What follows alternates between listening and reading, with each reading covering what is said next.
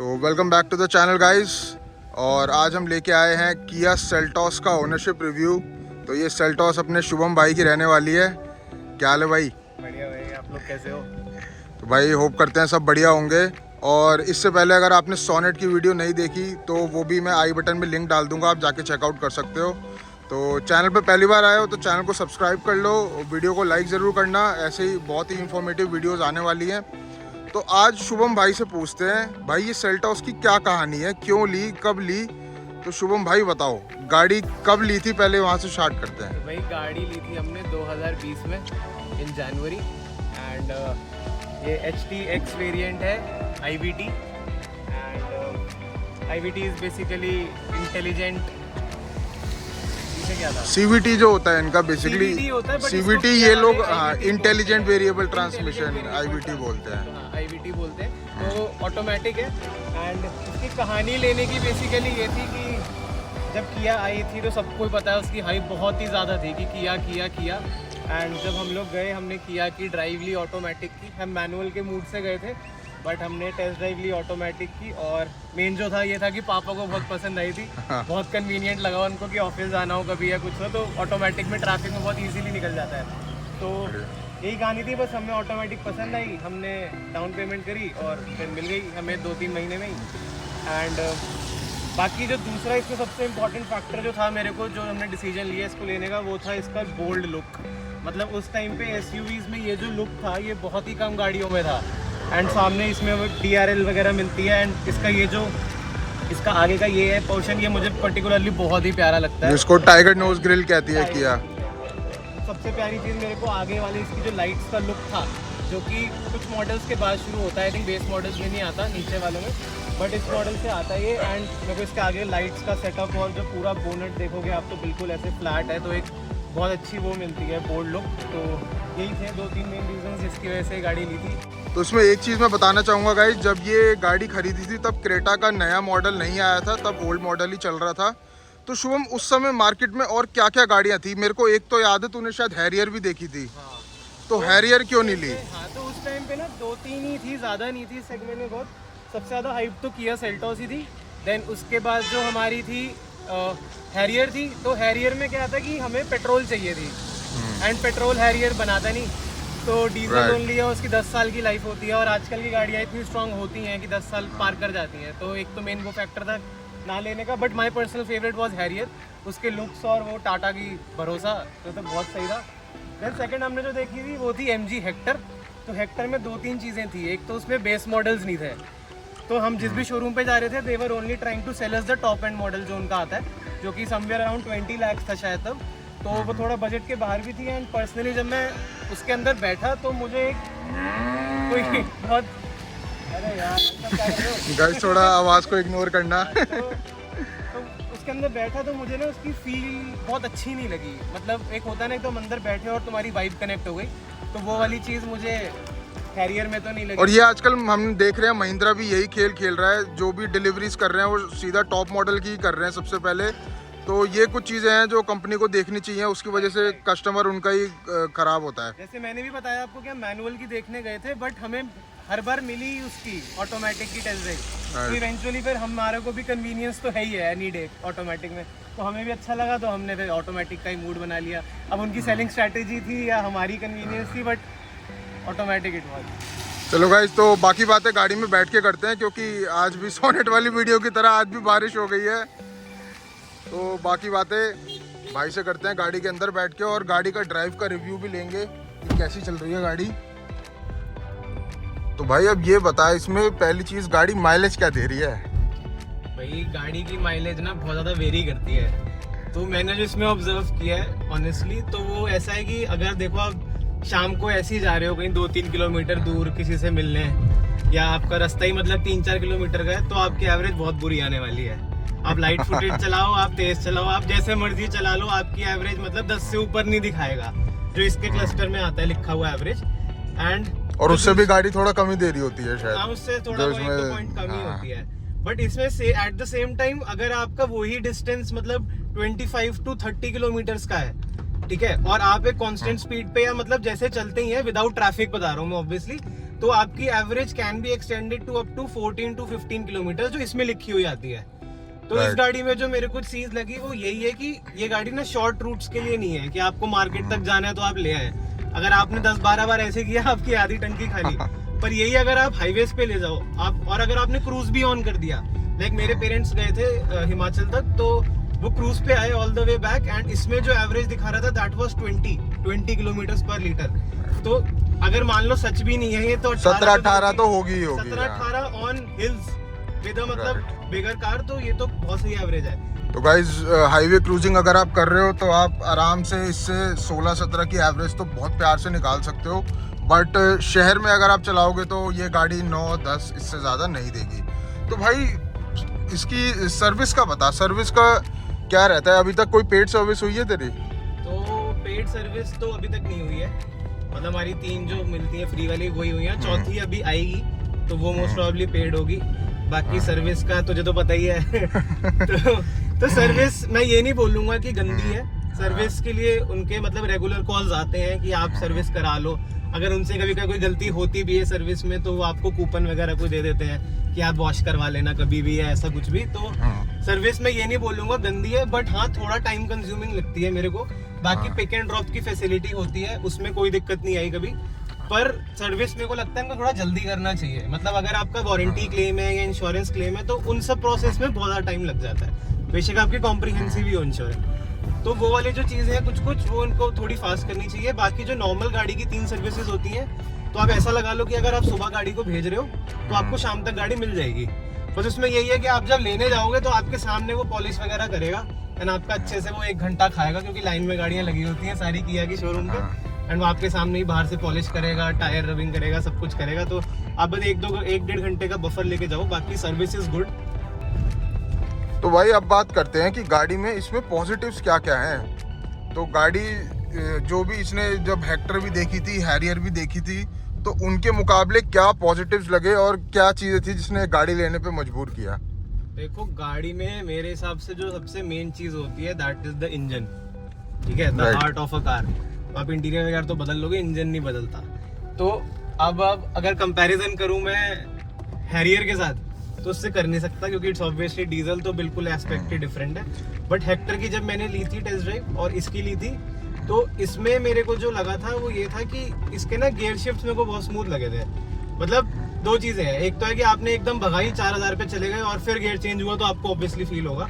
But अगर आप city पे जैसे मैं अभी चल रहा हूँ, मतलब आप 50-60 पे चल रहे हो, तो इसका जो गियर शिफ्टिंग है मेरे को बहुत प्यारी लगती है। मतलब इसमें ऐसा कोई नोटिसेबल इम्पैक्ट नहीं पड़ता और फील भी नहीं होता आपको कि गियर चेंज हो रहा है। बाकी और मैं बोलूँ तो ये जब गाड़ी आई थी तो मेरे हिसाब से इसमें मतलब सबसे ज़्यादा फीचर पैक्ड गाड़ी थी उस टाइम पे, क्योंकि इसके अंदर बहुत सारी नई नई चीज़ें आई थी जो मार्केट में इससे पहले थी नहीं। लाइक मैं आपको ये वाला एक फीचर दिखाता हूँ AQI का। तो इसमें जैसे स्मार्ट एयर प्योरीफायर है, ठीक है। तो जब 2020 में आप सबको याद होगा कि दिल्ली गुड़गांव में हर कोई मास्क पहन के घूम रहा था पॉल्यूशन की वजह से, तब ये गाड़ी लेके आई थी इसमें AQI वाला जो प्योरीफायर होता है। हाँ, ये सबसे पहले किया नहीं लॉन्च किया था। तो बाहर जब मीटर पे 999 से भी ज्यादा रीडिंग जा रही तब मेरी गाड़ी के अंदर AQI 2 या 3 होता। तो ये तो इंटीरियर था, और कोई पॉजिटिव शुभम इस गाड़ी में? बाकी भाई पॉजिटिव में बताऊं तो पहला पॉजिटिव तो ये है कि इसका इंजन जो है मुझे बहुत क्वाइट लगता है। मतलब जब स्टार्टिंग में मैंने गाड़ी ली थी और मैं 1-2 बार बैठा तो कभी कभार मेरे को वो हो जाता था कि यार गाड़ी ऑन तो कर दी हुई भी है क्योंकि मैं पहले जो गाड़ियाँ चलाता था उनमें इतना क्वाइट इंजन कभी था ही नहीं। तो मैं जब इस पे शिफ्ट हुआ तो एकदम से सबसे पहली चीज़ जो मेरे को नोटिसेबल थी वो तो ये था कि इंजन इसका सीरियसली बहुत क्वाइट है। मतलब अगर आप ऐसे ही ऑन करके बैठे हो तो आपको फील नहीं होगा गाड़ी ऑन हो रही है, ऐसे कोई वाइब्रेशन भी आपको फील नहीं होगी इतनी। एंड वैसे ही पेट्रोल इंजन है, डीजल भी नहीं है, तो वैसे थोड़ा कम हो जाता है। एंड बाकी अगर मैं सस्पेंशन की बात करूँ तो suspension are obviously on a stiffer side.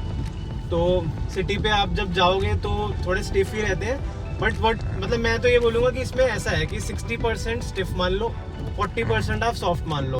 तो सॉफ्ट पे जब जैसे मैं स्पीड ब्रेकर्स पे जाता हूँ तो काफ़ी मतलब कुशनिंग होता है, मतलब ऐसा फील नहीं होता कि आप एकदम झटके से ऐसे हिलने लग गए।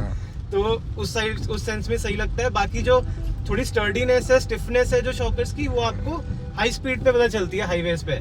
जब आप निकलते हो तो गाड़ी की स्टेबिलिटी वगैरह बहुत सही रहती है। एंड यहीं पे मैं बात करूं इसके स्टीयरिंग व्हील की, तो स्टीयरिंग व्हील का जो फीडबैक है ये बहुत ज़बरदस्त लगा मेरे को। मतलब अगर आप हाई स्पीड पे जा रहे हो तो ये बहुत ना अच्छा हेवी हो जाता है, मतलब आपको ऐसा लगता है कि सीरियसली लाइक आपके हाथ में ही है सारा। ये मैंने भी ऑब्जर्व करा है किया के स्टीयरिंग 80 के बाद काफ़ी वेट आ जाता है उनमें, और नेचुरल से ही वेट लगता है, तो कॉन्फिडेंस काफ़ी रहता है। बॉडी रोल पे आते हैं, अब जैसे हम पहाड़ों में गए थे, तो अब मैं क्या बोलूँगा, बॉडी रोल इसमें ना लाइक बहुत ज़्यादा नहीं है। जैसे कुछ और गाड़ी हैं जो थोड़ी ज़्यादा ऊंची होती हैं, ठीक है, तो उनमें बॉडी रोल बहुत ज़्यादा बढ़ जाता है, बट इस पे मतलब due to the stability of the car मेरे को ऐसा लगता है कंपैरेटिवली बाकी कुछ गाड़ियों से कि इसका बॉडी रोल थोड़ा सा कम है। तो जैसे हम नैनीताल वगैरह जाते हैं, तो नैनीताल के जो रास्ते हैं उत्तराखंड के, वो हाईवे हिमाचल जैसे नहीं है, तो वहाँ पे ओवरटेकिंग बहुत ज़्यादा ज़रूरी होती है, क्योंकि एक लेन का ही रास्ता है वो शायद। तो वहाँ पे मेरे को ये फील होता है कि ऑटोमेटिक में जब मैं अगर फुल रेस भी दे रहा हूँ तो उसकी आरपीएम तो बढ़ रही है, बट वो उतना ना पावर जनरेट नहीं कर पा रही कि एकदम भागे।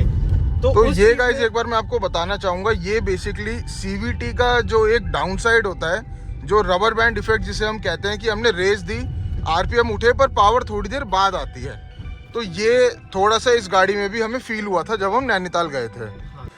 तो अब एक बार मैं आपको इसका बैक सीट का स्पेस भी चेक कराता हूँ और कैसा कुछ कंफर्ट मिलता है। तो फ्रंट में बताओ भाई कैसे है। तो फ्रंट में अभी जैसे आप देखोगे तो ये मेरी एक आइडियल सिटिंग पोजीशन है, हाँ ठीक है। तो अब आपको ना पीछे चल के एक बार दिखाता हूँ पैसेंजर्स के लिए कितना लेग रूम है।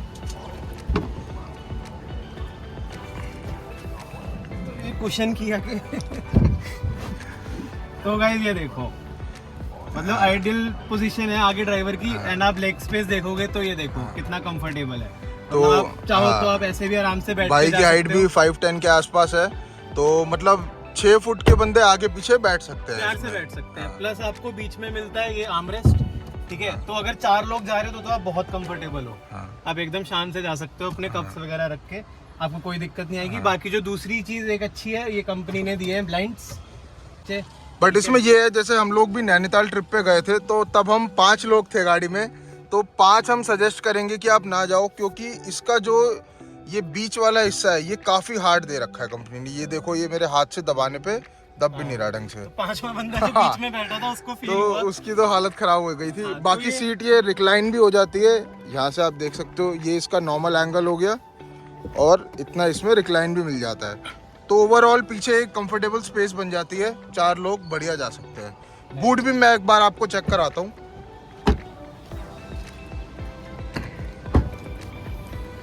तो इसमें गाइस कुछ 433 लीटर्स का बूट मिलता है और काफ़ी है, मतलब इसमें आपकी आई थिंक 4 सूटकेस आराम से बैठ जाते हैं। नीचे इसका स्पेयर व्हील आ जाता है, और स्पेयर व्हील इसमें अलॉय नहीं है, नॉर्मल स्टील रिम दे रखा है इसमें। कॉस्ट कटिंग कहीं तो बचाएगी ना कंपनी। भाई एक बार सम्यक भाई से भी चलवा लेते हैं, उनका भी एक्सपीरियंस देख लेते हैं कैसा है गाड़ी को लेके। अपनी गाड़ी तो सबको अच्छी लगती है, थोड़ा हेल्दी क्रिटिसिज्म भी होना चाहिए। पूरी टेस्टिंग कर लेते हैं इसकी क्या परफॉर्मेंस है। तो इसमें स्टार्ट करते ही आप देख सकते हो क्रॉल फंक्शन जो हर ऑटोमेटिक गाड़ी में होता है, तो ये अराउंड 6 to 7 की स्पीड मेंटेन करके रखता है। आपसे ब्रेक छोड़ो तो ट्रैफिक में काफ़ी इजी हो जाता है। और अब गाइस इसका पिकअप चेक करते हैं।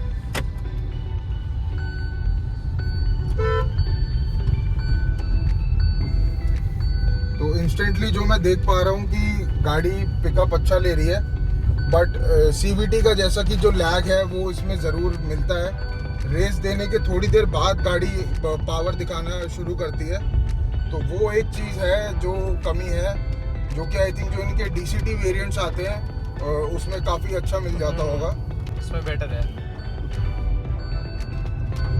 बट ये गाड़ी भी जब आई थी तो कुछ लोग स्टार्टिंग में कहते थे कि थोड़ी पावर कम है, बट मेरे हिसाब से पावर एडिक्वेट है। अब कोई भी गाड़ी अगर उसमें टर्बो वाला इंजन निकालती है और अच्छा निकालती है, तो ऑटोमेटिकली एक वो माइंडसेट बनना शुरू हो जाता है कि जो उसका नीचे वाला वेरिएंट है वो अंडर पावर्ड होगा। बट जो सोनेट के साथ केस है वो इसमें नहीं है, क्योंकि इसमें अच्छी आई थिंक 115 PS की पावर आ जाती है और 145 Nm का टॉर्क मिल जाता है। तो इस गाड़ी के हिसाब से सफिशिएंट है। अगर आपको बहुत ज़्यादा कोई भगाने का शौक नहीं है और एक नॉर्मल कंफर्टेबल ड्राइविंग आप करना चाह रहे हो, तो वो इस गाड़ी से बहुत अच्छे से हो सकती है।